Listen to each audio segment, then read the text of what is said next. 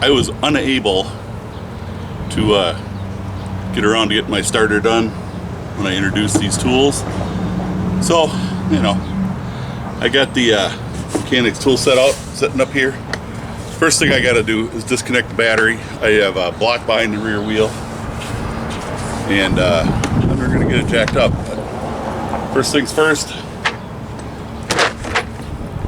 let's see what we got. The wrenches only go down to 10 millimeter. Should be an 8 millimeter or 5/16 to get the battery disconnected. So we should have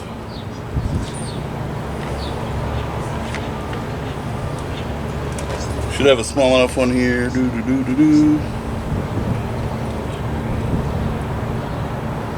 I like that. You got 6-point and 12-point sockets. There's a 5/16 quarter drive.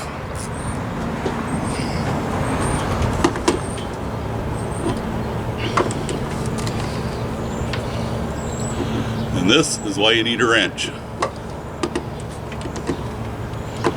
That's the first downfall. I do not have an 8 millimeter wrench or a 5/16 wrench. So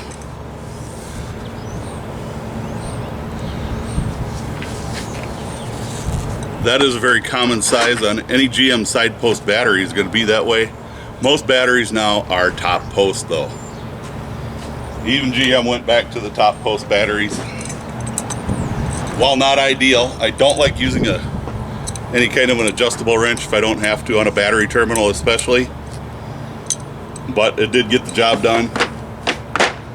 So we'll give it to it, but I didn't like doing it that way. So I'm gonna move the camera, move the toolkit, and my jack and jack stands out here and get ready to pick this thing up.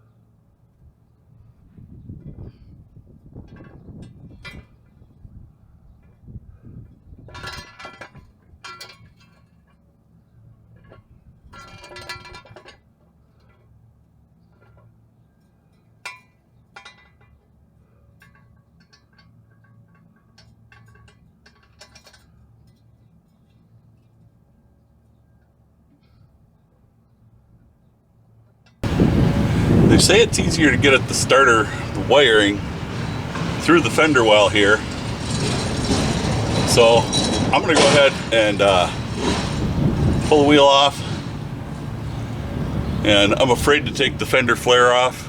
It's a factory flare. The other side came off all by itself. There was nothing left to hold it on. It rusted out. So I'm a little nervous about that. But it kind of is what it is. So I can get the center cap off.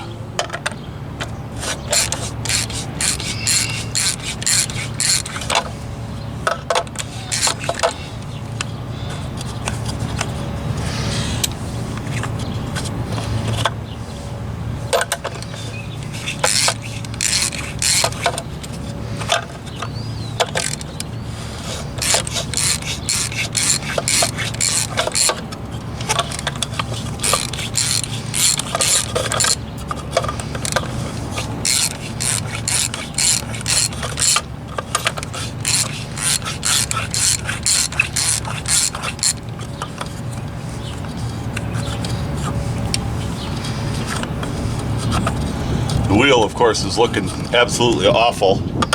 All the clear coat is peeling off it, and the aluminum underneath is getting discolored. There's that. Normally I wouldn't break these loose with a ratchet. In the spirit of trying to stick with this toolkit, I will be.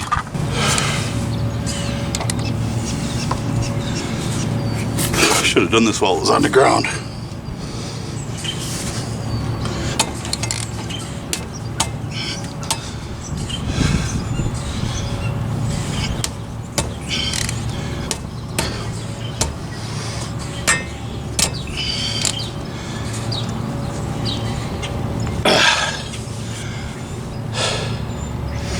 In the interest of just making this a little easier on myself, I'm gonna get the air wrench.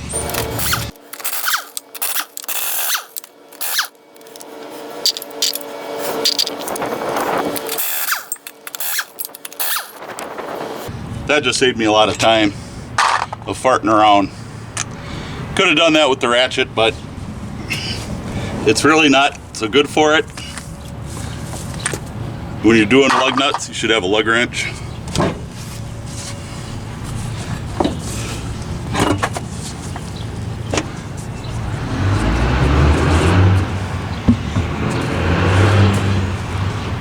The brake pads look pretty good.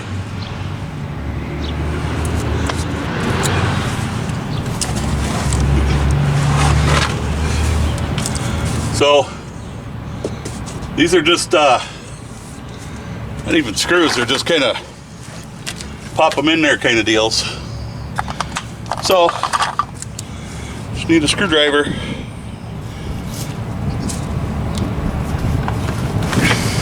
Take the mud flap off first. That looks like it's just a number 2.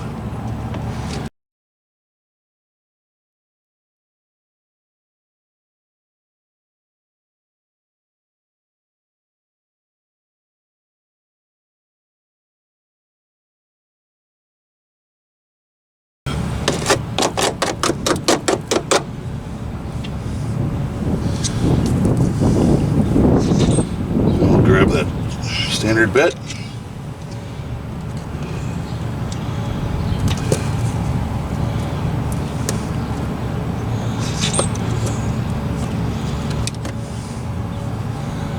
If I'm successful here,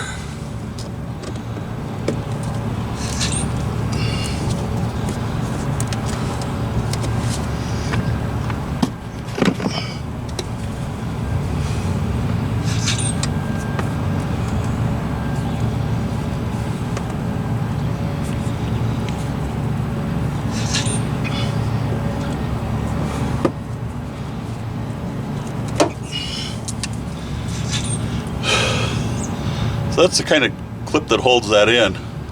It's just a push pin. You stick it in there and you push the top piece in, and it flays out the bottom, or splays that out the bottom. That's all there is to it, and that holds it in there. I can't tell if it's showing up in the camera or not, but right in there are the wires that have to come off. There's a little heat shield. I'll try to kind of point to it.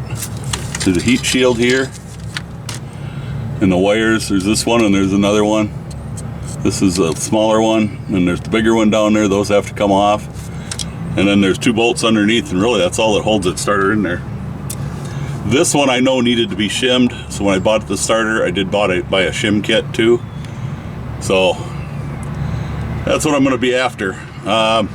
There's not a good way for me and the camera to be in here.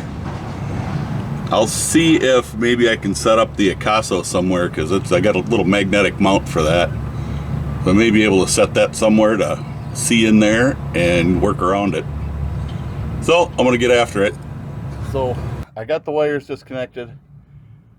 Both of the studs broke. One actually broke out of the casing of the casing of the solenoid. I'll show you that after I get the starter out. I'll have to figure out how to get that off the wire.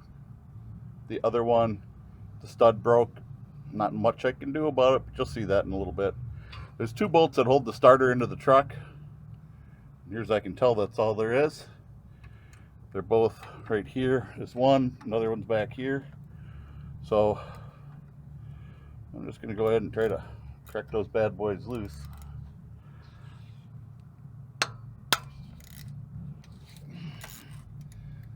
And try again. They're never usually too terrible. All the starters I've taken out.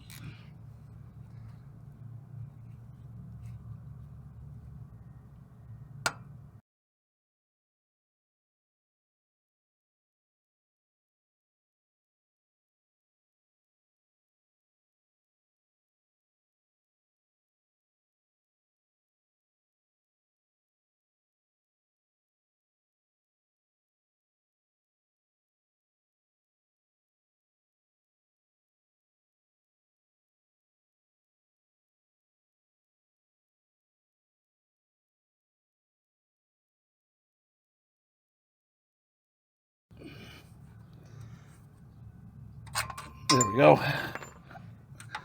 The other one. It's really dark under here. I apologize for that. That's one of those things, there's not much I can do about it.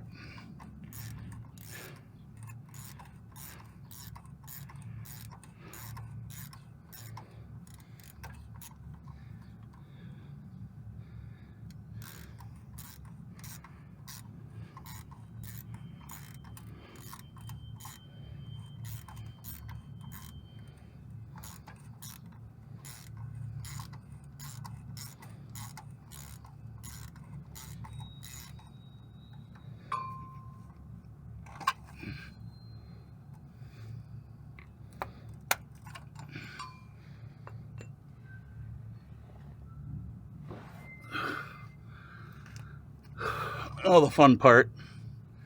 It's never easy to sneak these out.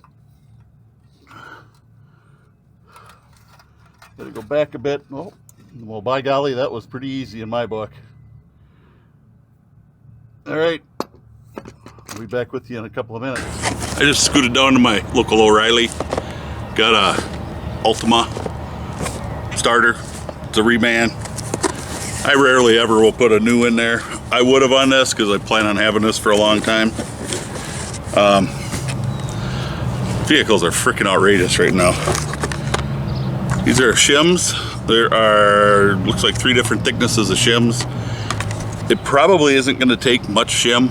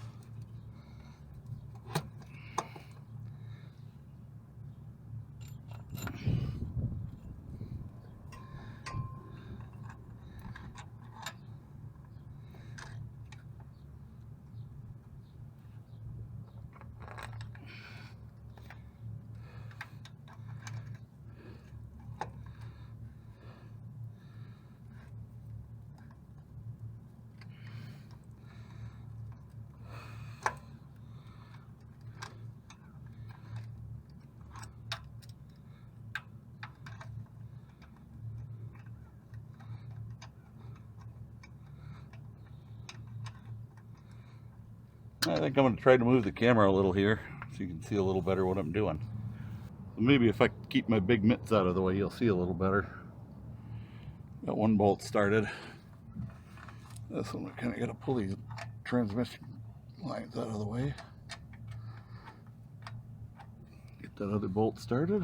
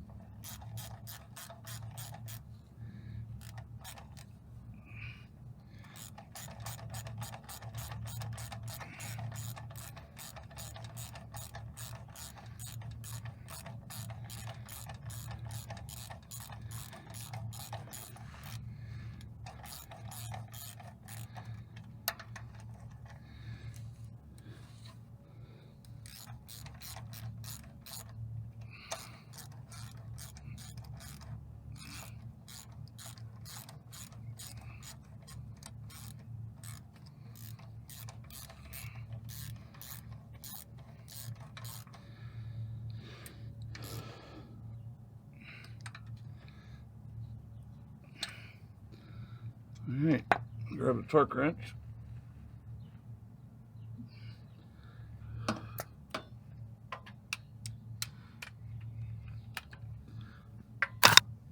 Oh, sorry about that.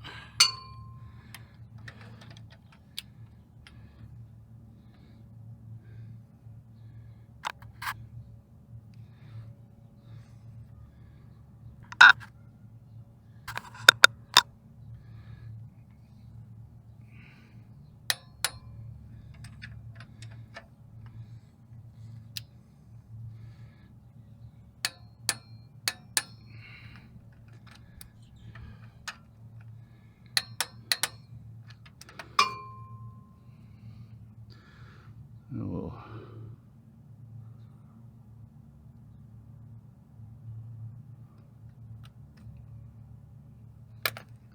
get this where I can see it in the light here.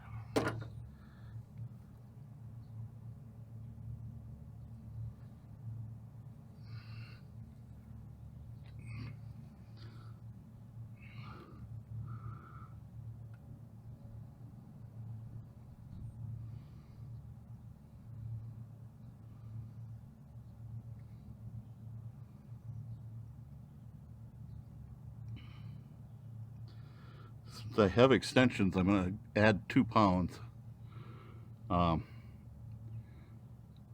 Reason being is you lose a little bit due to the twist of the extensions and at each of the joints.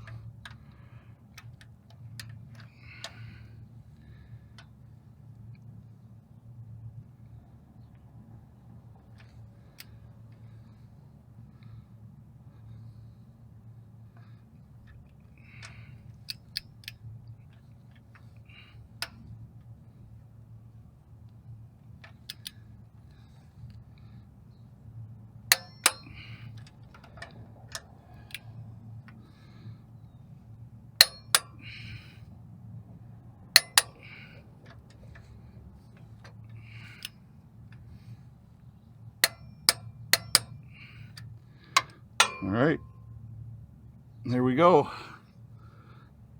Believe it or not, that's all there is underneath the truck. Well, hopefully you can kind of tell it's in there. It's in. I had to sit down for a couple minutes. All right, gotta take a little break here. I take lots of breaks because my back is such a mess. Shouldn't be crawling around on the ground, but you know, I enjoy doing this kind of work. I'll never stop. I don't do this kind of stuff on my wife's car because my wife drives a little Ford Escape with a V6 in it. I don't know where anything is in there. I take that to the shop. I got a local shop here that I trust for the stuff that I can't do. So it's good. Been going to them for years. So they usually get the stuff that I can't do. I did, while I was under here, I took a good look at the frame and stuff. There's a good solid frame under this truck yet. All the suspension looks pretty good.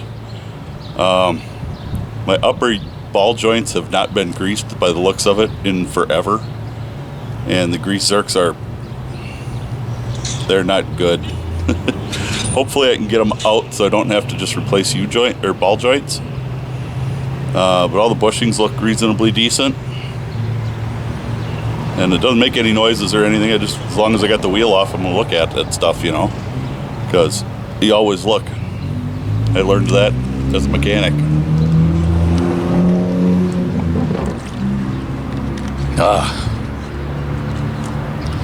Cut up the back of my hand on this the shield over that manifold. That's just rusty as all heck. So hopefully my tetanus shot's up to date, huh? Should have enough juice in it to start. Let's see if it zings when it starts now.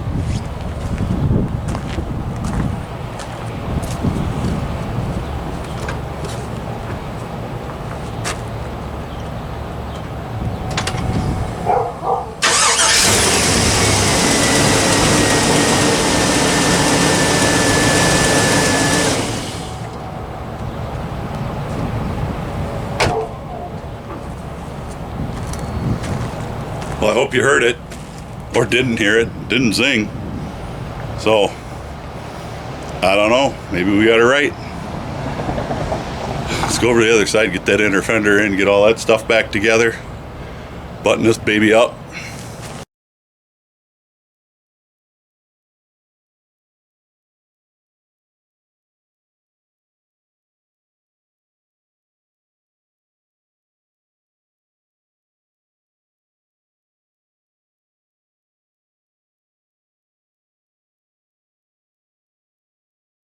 I will say, I think taking the inner fender out was the easiest way to do this. On a two-wheel drive, because you don't have all the four-wheel drive stuff here, I think you can get it without taking the inner fender out because you don't have all the axle and stuff here.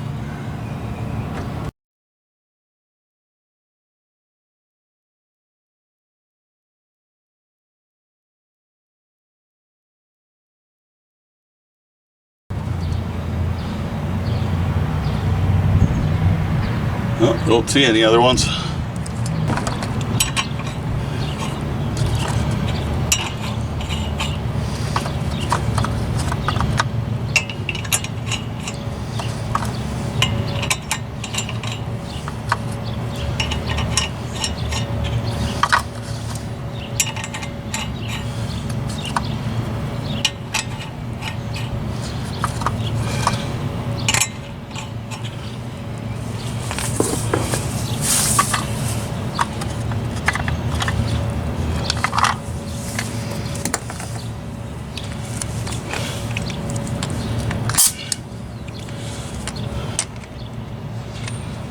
If the air compressor comes on, I'll have to wait for it to build pressure.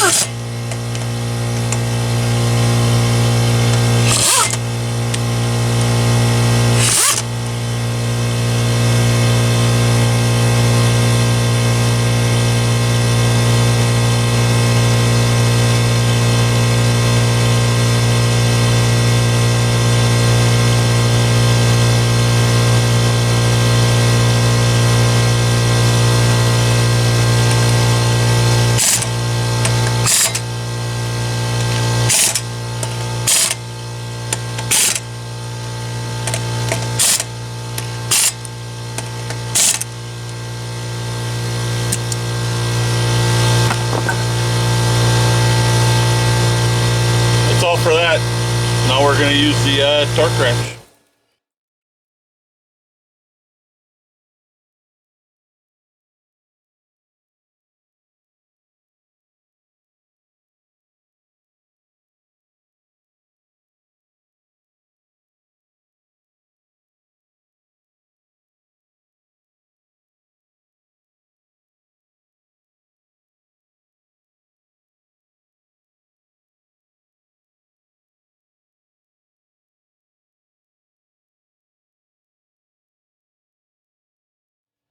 Folks, starter's in the truck.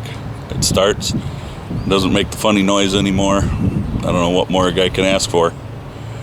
So it's fixed. I hope this video was helpful for somebody. It had a few little downsides with the Harbor Freight toolkit. It is, like I said initially, it's not a mechanic's toolkit, but it'll get the job done. It's gonna be, I'll be putting it in my truck. It'll be riding around with me as my truck toolkit because I've always had one in my truck, and I usually keep one in there. My old jack that is replaced with the Pittsburgh, this 3-ton jack, I always had a 2-ton hydraulic jack in my truck, and I'll be putting that one in my truck here, provided the jack oil will fix that. My hope is that, and it'll go under the seat and do its job. Hopefully anyway. But yeah, once I get my loadout done in my truck, my pickup here, I'll go over that and show you what I carry in my truck on a day-to-day basis. It's a Minnesota truck, so I carry different stuff in here that probably a lot of people don't usually carry in their pickup truck. But anyway, there you go. All that being said, hit that subscribe button if you like what you're seeing. If you want to see more of this stuff, drop some comments down below. Let me know what you like, what you don't like. I'm going to get after cleaning this up. And yeah, I'll catch you in the next video. Stay safe. God bless. And thank you for watching.